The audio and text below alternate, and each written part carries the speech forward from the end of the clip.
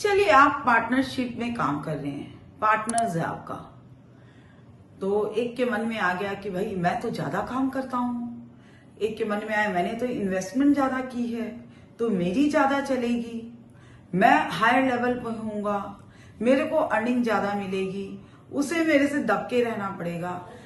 तो ये सोच कर तो कभी आपकी पार्टनरशिप में बिजनेस चल ही नहीं सकता।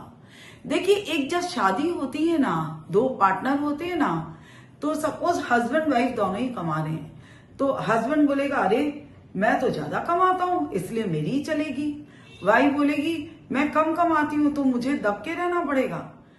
तो दोनों के रिलेशन लॉन्ग टर्म तक चलेंगे नहीं, अगर चलेंगे भी तो घसीट घसीट के चलेंगे, उनमें अंडरस्टैंडिंग ही नहीं रहेगी। इसीलिए पार्टनरशिप का मतलब कोई ज्यादा कर रहा है या कोई कम कर रहा है, लेकिन म्यूचुअल, दोनों के म्यूचुअल डिसीजन होने चाहिए, दोनों में एक दूसरे की रिस्पेक्ट होनी चाहिए। ये जरूरी नहीं है सामने वाला अगर थोड़ा मेहनती कम है तो कोई बात नहीं है, वो उसने पैसे इन्वेस्ट ज्यादा किए, और ठीक है, हर इंसान अलग अलग होता, कोई ज्यादा काम कर सकता कोई नहीं कर सकता, लेकिन अगर साथ में मिलकर चलना है तो आपको एक दूसरे की रेस्पेक्ट करना सीखना पड़ेगा। हर डिसीजन में म्यूचुअल डिसीजन होना चाहिए, तभी जाके आपके बिजनेस में आप दोनों मिलके आगे चला सकते हैं। जिस दिन स्प्लिट होंगे उस दिन आपका भी गया और उसका भी गया। वो बोलते हैं ना, बंद मुट्ठी लाख की, खुल गई तो खाक की।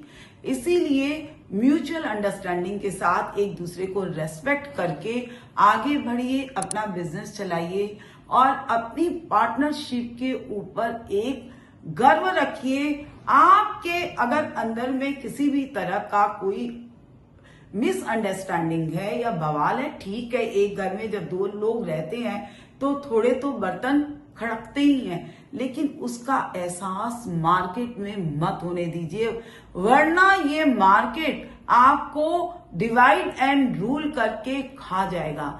इसलिए ध्यान रखिए, सोचिए, समझिए और बहुत स्मार्टली काम कीजिए। All the very best.